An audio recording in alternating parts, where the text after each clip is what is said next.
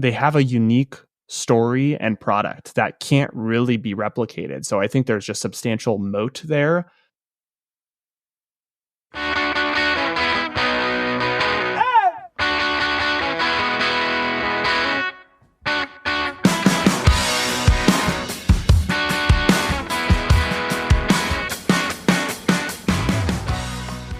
Coming up, Tim and I are going to do a little draft of the top companies that we would invest in, work at right now in food and agriculture.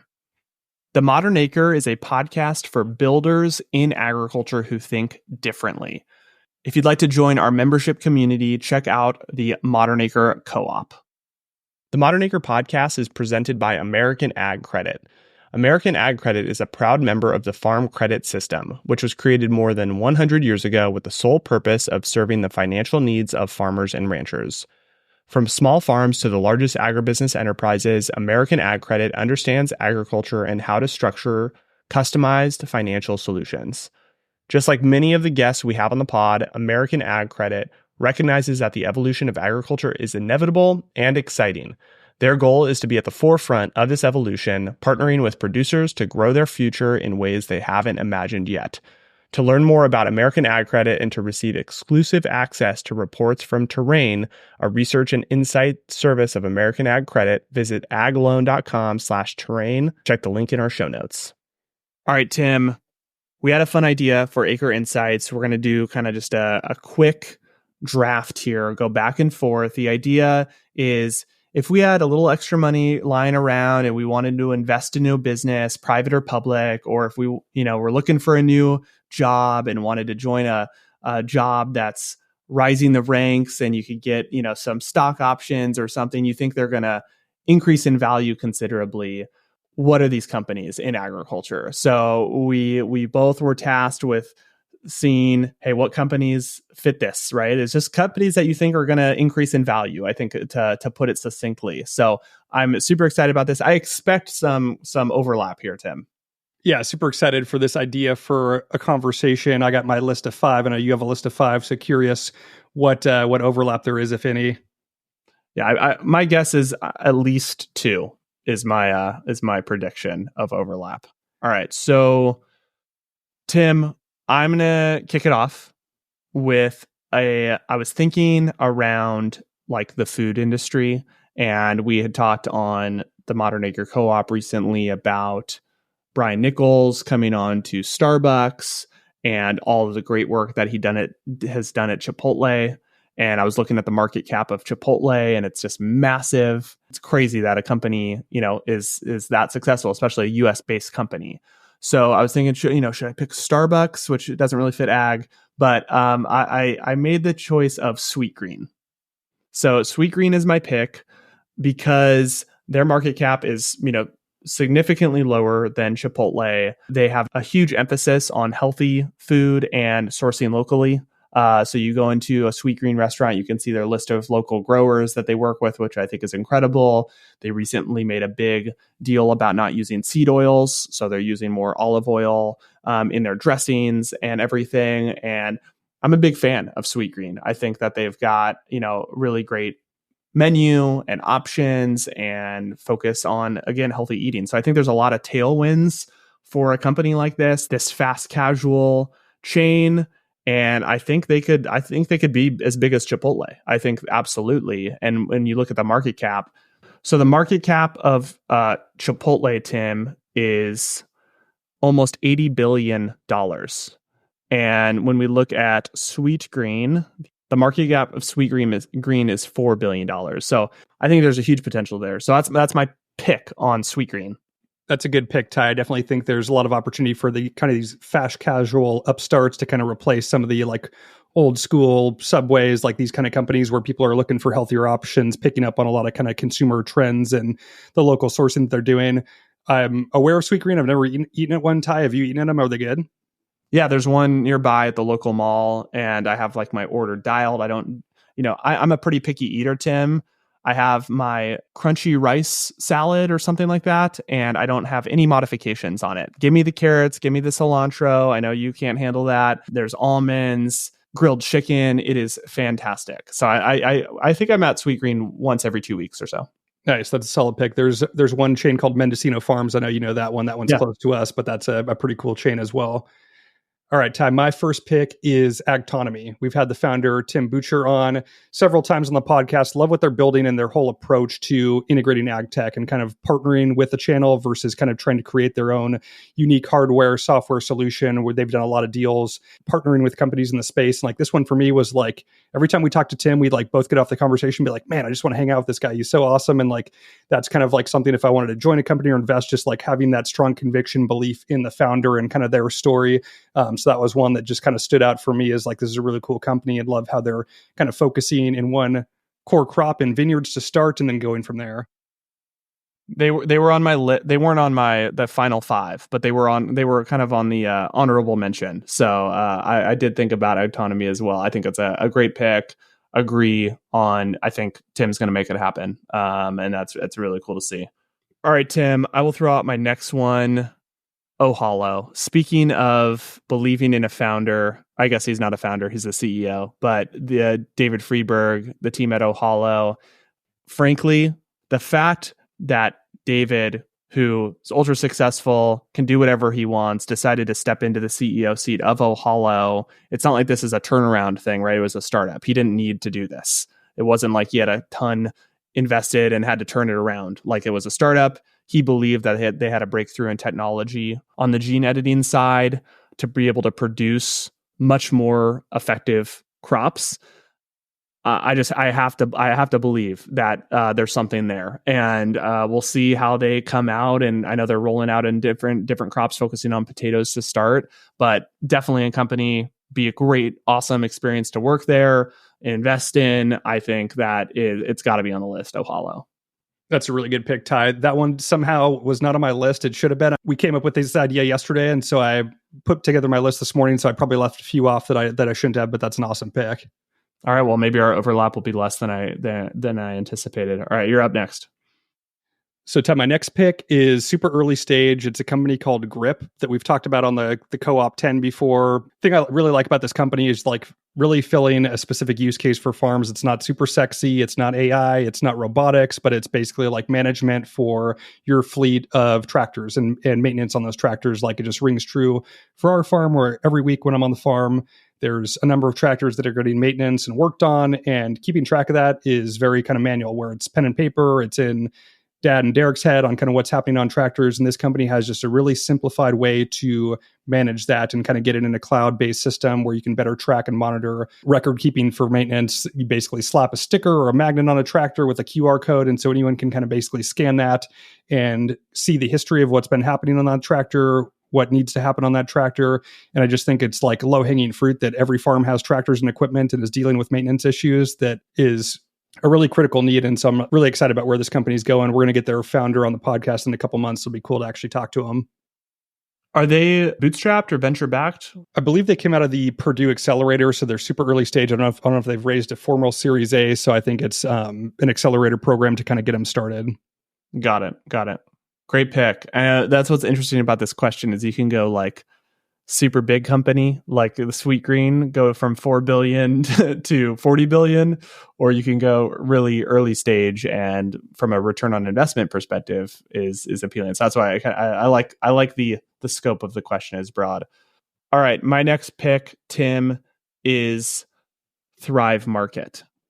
So we had our conversation with Jack. He did the newsletter on Thrive Market. I'm fascinated by this business. It's kind of like, again, Costco meets Whole Foods meets Amazon, right? Like it's bringing all of those incredible businesses and kind of putting it into one. They have well over 1 million paid members that are paying to be, members at Thrive, similar to Costco. I think the last valuation was around $1 billion. I think that this can be a substantial business. I think that there's a lot of tailwinds for this direct to consumer. The membership model, Costco is one of the best businesses ever. Like this was Charlie Munger's like big bet was Costco. It's an amazing business model, providing value to consumers, but also just great economics. And I think that Jack brought up a really interesting point on that podcast around regenerative agriculture, about how they're actually kind of a sleeper leader in regenerative agriculture because they can develop these relationships and push regenerative products, some of which are their own label. My wife, we buy Thrive Market on a probably every other week basis, getting like snacks and supplements and things like that. And we get coffee beans, and the coffee beans are a regenerative blend. That's a regeneratively grown breakfast blend of coffee. And I think that Jack's point is super savvy. I think they're ahead of the curve on regen. They kind of have that piece of the market. So I'm all in on Thrive. I think it'd be a great place to work. Good investment. Good pick, Ty. All right, next up is a company that has come up a few times on the podcast, just talking with people in the space, like what ag tech companies are really interesting to you. Company's called Landscan, and they basically do core samples of soil and basically have the ability to create a twin of that soil. So you can run simulations on what would it look like if I did this agronomy plan on the soil, and you can basically like test and model out soil. I've heard really good things. Like we talked to Zach Ellis from Olam. He was really bullish on this company. It's come up in other conversations with growers that are really intrigued by what this company is doing. Haven't had him on the pod yet, but I think we should get him in the pipeline. So I just think that whole space is really interesting about duplicating your farm and running simulations, because the iteration cycle in ag is so slow. Of like, if we do something, we don't know until harvest if it made an impact, and year over year, just very slow iterations. And so by being able to create digital twins is really interesting to kind of accelerate adoption of different principles. You've been super into this digital twin idea. I need a digital twin. That would be fantastic. It'd also be great if I could just deal with a not real version of you. That'd be great.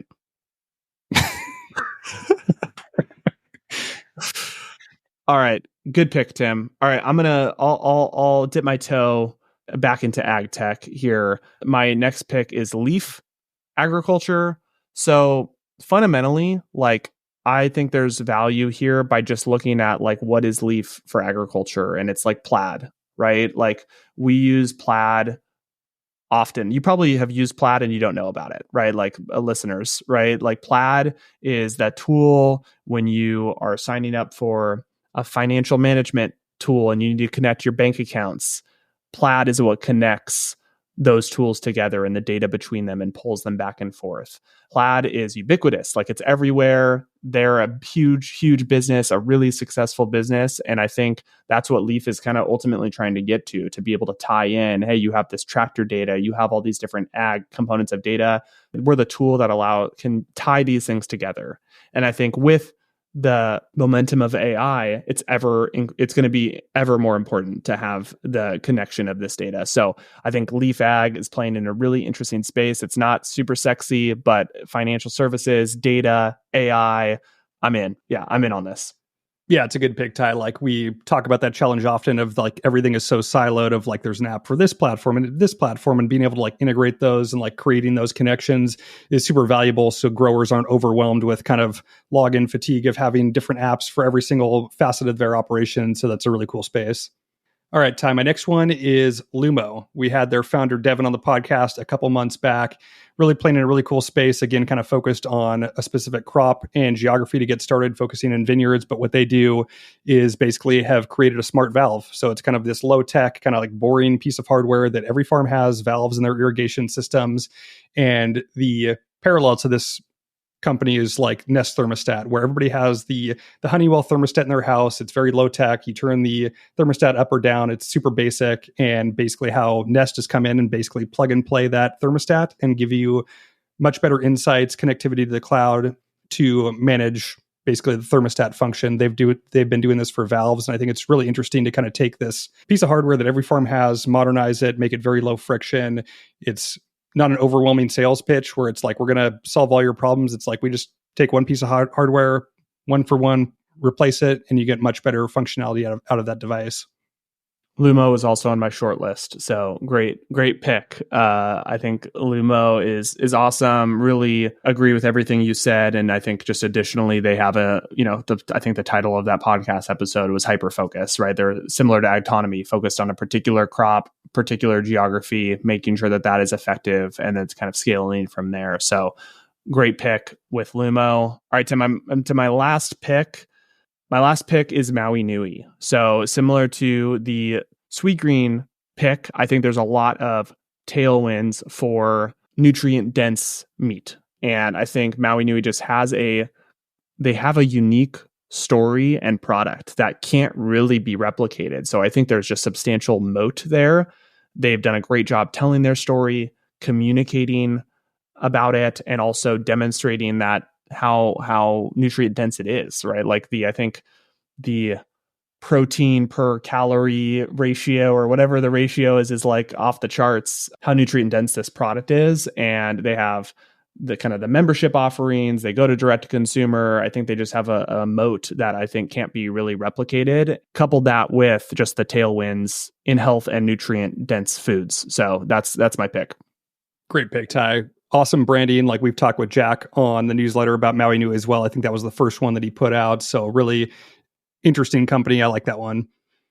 Ty, we had no overlap. My last pick is Make Hay. I think it's a pretty interesting company. We've had Scott Nelson, the founder, on, but they're really kind of trying to bridge the gap from farms to consumers and consumer brands. And I think it's a really interesting area to play where there's such a disconnect between what actually happens on farms and what consumers think happen on farms.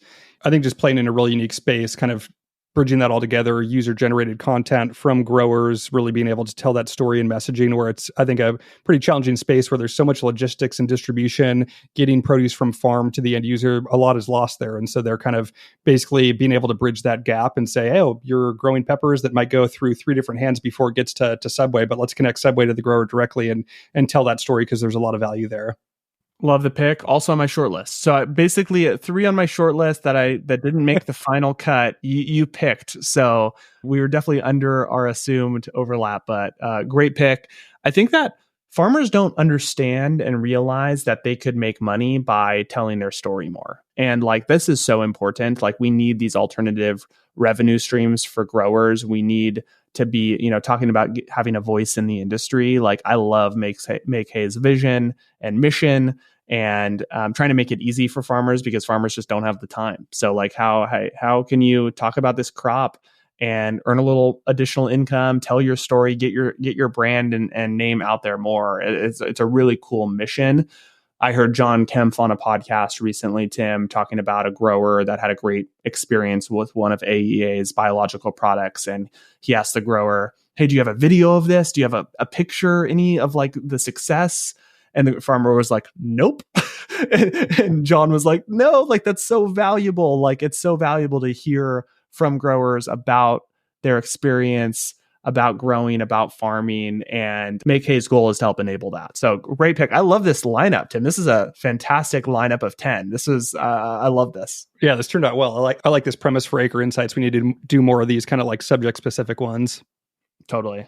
Well, hope you guys enjoyed this one. This was a little different. So we're going to list all these companies in the show notes so you can learn more and find out more about them. Let us know what you think of this format and whose picks do you think were better, Tim or Ty's? I think we need to know. So shoot us an email, tyler@themodernacre.com or tim@themodernacre.com. Send us a message on LinkedIn. Whose picks do you more closely align to? I think we need to know. So we'll list those out in the show notes, but appreciate you guys tuning in as always. And we will be back next week.